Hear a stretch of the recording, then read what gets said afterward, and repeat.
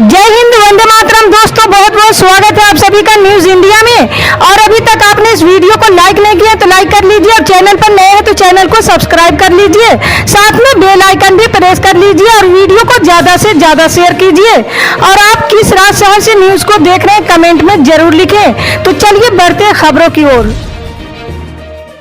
जी हाँ, आपको बता दें कि प्रधानमंत्री नरेंद्र मोदी की मां हीराबेन की तबीयत बिगड़ गई, जिसके बाद उन्हें अस्पताल में भर्ती करवाया गया है। मां की बीमार होने की सूचना मिलते ही पीएम मोदी भी उनका हालचाल जानने के लिए अहमदाबाद के यूएन मेहता अस्पताल पहुंचे हैं और वहां पहुंचकर उन्होंने डॉक्टरों से मां के स्वास्थ्य की ताजा जानकारी ली है। वहीं इन सब के बीच कांग्रेस नेता राहुल गांधी ने मंगलवार को प्रधानमंत्री नरेंद्र मोदी और उनकी मां के लिए एक भावुक संदेश साझा किए हैं।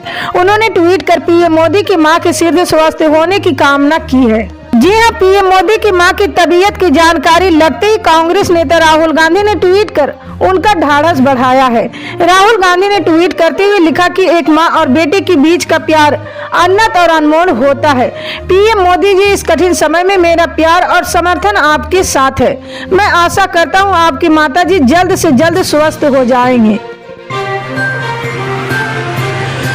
जी हाँ, आपको बता दें कि भारत समेत दुनिया पर मंडरा रहे कोरोना के खतरे के बीच एक बड़ी जानकारी सामने आ रही है। दावा किया जा रहा है कि भारत में कोविड-19 के मामले जनवरी में तेजी से बढ़ सकते हैं। ऐसे में अगले 40 दिन भारत के लिए महत्वपूर्ण होने जा रहे हैं। आधिकारिक सूत्रों ने महामारी के फैलने की पिछली रफ्तार के हवाले ये जानकारी दी है। जी हाँ, प्रधानमंत्री नरेंद्र मोदी और स्वास्थ्य मंत्री मनसुख मंडाविया ने कोरोना के मामलों में तेजी की स्थिति से निपटने की तैयारियों का जायजा लेने के लिए बैठकें भी की है। कोरोना के ओमिक्रॉन के स्वरूप BF.7 से मामलों में हालिया वृद्धि हुई। आधिकारिक सूत्रों ने कहा कि BF.7 के फैलने की दर बहुत अधिक है और एक संक्रमित व्यक्ति 16 लोगों को संक्रमित कर सकता है। जी हाँ, आपको बता दें कि चीन में कोरोना के मामले लाखों करोड़ों की संख्या में बढ़े हैं। पूरी दुनिया खौफ में है। भारत सरकार ने अस्पतालों में तैयारियां जांचने के लिए मॉक ड्रिल किया है। स्वास्थ्य विभाग बचे हुए लोगों से कोरोना वैक्सीन लगवाने की अपील कर रहे हैं। आंकड़े बताते कि बूस्टर लगवाने में लोग काफी कम रुचि ले रहे हैं। इस बीच भारतीय मेडिकल एसोसिएशन की तरफ से कोविड-19 की दूसरी बूस्टर डोज लगाने की मांग की गई है। जी हाँ, IMA की केरल शाखा ने सरकार से अपील की है कि वे कम से कम स्वास्थ्य कर्मियों, फ्रंटलाइन वर्करों और ज्यादा जोखिम वाले समूहों के लिए कोरोना की दूसरी बूस्टर डोज देने पर विचार करें।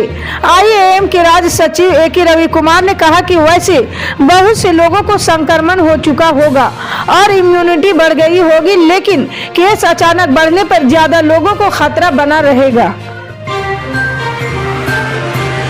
जी हाँ, आपको बता दें कि राजस्थान के उदयपुर शहर में जॉब फेयर का आयोजन किया जाएगा। आगामी 4 और 5 जनवरी को आयोजित किए जाने वाले इस रोजगार मेले में 10वीं पास से लेकर MBA डिग्रीधारी तक आवेदन कर सकते हैं।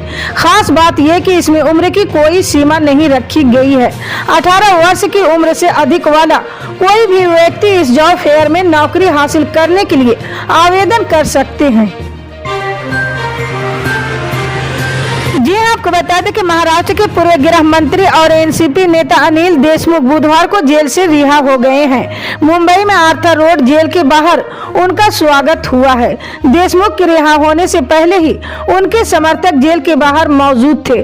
भ्रष्टाचार मामले में वे 1 साल से अधिक समय से जेल में ही थे। जी हाँ, बॉम्बे हाई कोर्ट ने NCP नेता अनिल देशमुख की जमानत बढ़ाने की मांग वाली याचिका को मंगलवार को खारिज कर दिया था और उनकी जमानत बरकरार रखी थी। इसके साथ ही 100 करोड़ रुपए की वसूली मामले में अनिल देशमुख को जेल से बाहर आने का रास्ता साफ हो गया था। जी हाँ, आपको बता दें कि दिल्ली की सफाई और कूड़े के 3 पहाड़ों को खत्म करने का दावा कर MCD चुनाव जीतने वाली आम आदमी पार्टी अपने काम में लग गई है। अभी दिल्ली नगर निगम में मेयर का चुनाव होना बाकी है, लेकिन आज दिल्ली के deputy CM Manish Sisodia mayor और डिप्टी प्रत्याशी के साथ ओखला स्थित लैंडफिल साइट पहुंचे हैं। लैंडफिल साइट का जायजा लेने के बाद मनीष सिसोदिया ने कहा कि वायदे के अनुसार आप सरकार कूड़े के पहाड़ को खत्म करने के काम में जुट गई है। अभी 6 जनवरी को मेयर का चुनाव हो जाने के बाद इस पर और तेज गति से काम शुरू हो जाएगा। आपने ट्वीट करते हुए ये भी घोषणा की है कि दिल्ली के कूड़े की 3 पहाड़ों को खत्म करने की दिशा में काम शुरू हो गया है। आज deputy CM Manish Sisodia, mayor प्रत्याशी डॉक्टर शैली ओबराय, डिप्टी मेयर प्रत्याशी मोहम्मद इकबाल और विधायक सहीराम पहलवान ओखला लैंडफिल का जायजा लेने पहुंचे हैं। ट्वीट में बताया गया कि डिप्टी सीएम मनीष सिसोदिया हर हफ्ते साइट पर जाकर प्रोग्रेस रिव्यू करेंगे। जी हाँ, आपको बता दें कि कांग्रेस सांसद राहुल गांधी की सुरक्षा में चूक का मामला सामने आया है। कांग्रेस ने राहुल की सुरक्षा में लापरवाही का आरोप लगाए। इसे लेकर कांग्रेस नेता केशव वेणुगोपाल ने गृह मंत्री अमित शाह को चिट्ठी लिखी है। चिट्ठी में वेणुगोपाल ने राहुल गांधी की सुरक्षा बढ़ाने की मांग की है। कांग्रेस की ओर से सुरक्षा में लापरवाही का वीडियो भी जारी किया गया है। इसके साथ ही कांग्रेस ने बीजेपी पर यात्रा में खलल डालने का आरोप लगाए हैं। जी हाँ, कांग्रेस का कहना है कि बीजेपी यात्रा में खलल डालने की कोशिश कर रही है। केशव वेणुगोपाल ने कहा कि राहुल गांधी को जेड कैटेगरी की सुरक्षा मिलने के बावजूद इस तरह की खामी चिंताजनक है। कांग्रेस ने कहा कि भारत सरकार को आगाह करना जरूरी हो जाता है कि हम और संवेदनशील इलाकों में जा रहे हैं। ये तपस्या पूरी होकर रहेगी। जी हाँ, आपको बता दें कि शराबबंदी को लेकर मध्य प्रदेश बीजेपी की परेशानी बनने वाली पार्टी के फायर ब्रांड नेता उमा भारती ने इन दिनों बीजेपी के लिए नई परेशानी खड़ी कर दी है। दरअसल उमा भारती का एक वीडियो सोशल मीडिया पर वायरल हो रहा है, जिसमें वे लोधी समाज से कहती नजर आ रही कि मैं लोधी समाज को राजनीतिक बंधन से मुक्त करती हूँ। मैं चुनाव में आऊंगी, मंच से संबोधित करूंगी, लेकिन ये नहीं कहूंगी कि लोधियों तुम बीजेपी को वोट करो। मैं सभी से कहती हूँ कि तुम बीजेपी से वोट करो, क्योंकि मैं तो अपनी पार्टी की निष्ठावान सिपाही हूँ, लेकिन मैं आपके थोड़ी अपेक्षा करूंगी कि आप पार्टी की निष्ठावान सिपाही होंगे। अब आपको अपने आसपास का हित देखना है। उनके इस बयान का वीडियो सोशल मीडिया पर जमकर वायरल हो रहा है। जी हाँ, आपको बता दें कि देश के अलग अलग राज्यों में वाहन चोरी की घटनाएं बढ़ रहे हैं। चोर देश के एक छोर से चुराए गए वाहन को दूसरे छोर पर ले जाकर आसानी से बेच देते हैं। चोरी के वाहन अपेक्षा से कम कीमत पर मिल जाते हैं और लोग जानकारी के अभाव में उन्हें खरीद भी लेते हैं। चोरी की गाड़ियों की फर्जी तरीके से खरीद बिक्री पर लगाम लगाने के लिए अब सड़क परिवहन मंत्रालय ने बड़ा कदम उठाए हैं। जी हाँ, वाहन चोरी की घटनाओं पर लगाम लगाने के लिए सड़क परिवहन मंत्रालय की ओर से एक नोटिफिकेशन जारी किया गया है। नए नियम से सही डीलर और गाड़ी की पहचान करने में आसानी होगी। साथ ही चोरी की गाड़ियों की फर्जी तरीके से खरीद और बिक्री पर भी लगाम लगाने में सहायता मिलेगी। सड़क परिवहन मंत्रालय ने डीलर के जरिए गाड़ियों की बिक्री खरीद को पारदर्शी बनाने के लिए नए नियमों का ऐलान किए हैं। जी हाँ, आपको बता दें कि समाजवादी पार्टी के राष्ट्रीय अध्यक्ष अखिलेश यादव उत्तर प्रदेश के झांसी दौरे के अपने दूसरे दिन भी बीजेपी सरकार पर हमलावर रहे हैं। बुधवार को एसपी के नेता दीपाली राय कवार के घर पहुंचे अखिलेश यादव ने सभी कार्यकर्ताओं से मुलाकात भी की है। बाद में घर के बाहर मीडिया से बातचीत करते हुए अखिलेश यादव ने राज्य के उप मुख्यमंत्री केशव प्रसाद मौर्य पर तंज कसते हुए कहा कि वे सिर्फ मंत्री की नौकरी कर रहे हैं, उनके पास कोई ताकत नहीं है, वे अपनी मर्जी से कुछ नहीं कर सकते, सिर्फ अपने मुखिया की भाषा बोलते हैं। जी हां, अखिलेश ने कहा कि केशव प्रसाद मौर्य पिछड़ा वर्ग से आते हैं, लेकिन इसके बावजूद वो पिछड़ों की मदद नहीं कर पा रहे हैं, उन्हें उनका हक नहीं दिलवा पा रहे हैं। अगर वे ज्यादा बोलेंगे तो अभी तो सिर्फ डिमोशन हुआ है, भविष्य में उनकी नौकरी भी जा सकती है।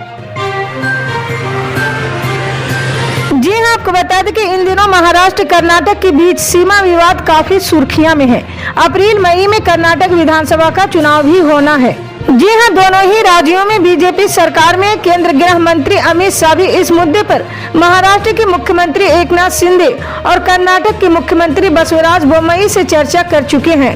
उन्होंने दोनों ही राज्यों से संयत बरतते हुए सुप्रीम कोर्ट के फैसले का इंतजार करने को कहा है। जी हां, आपको बता दें कि राष्ट्रीय राजधानी दिल्ली एनसीआर सहित पूरे उत्तर भारत के राज्यों में प्रचंड ठंड पड़ रही है। कड़ाके की सर्दी को देखते हुए ऐसा लग रहा है कि ये पहाड़ी इलाकों से ज्यादा शीतम और मैदानी क्षेत्रों में है। उत्तर भारत के कई राज्यों में ठंड और कोहरे के चलते लोगों को काफी परेशानी झेलनी पड़ रही है। मौसम विभाग की माने तो आने वाले दिनों में भी ठंड का ये सितम जारी रहेगा। जी हां, मौसम विभाग के अनुसार दिल्ली, हरियाणा, चंडीगढ़ और उत्तर राजस्थान में अगले 3 से 4 दिनों तक शीतलहर चलने और कोहरा बने रहने के आसार हैं। राजस्थान के सीकर में शीतलहर की स्थिति बनी हुई है। इस दौरान शहर में तापमान माइनस में चल रहा है। इसी तरह की पल पल की अपडेट जानने के लिए जुड़े रहे हमारे न्यूज इंडिया के साथ। मिलते हैं अगली बड़ी खबर में, तब तक के लिए जय हिंद।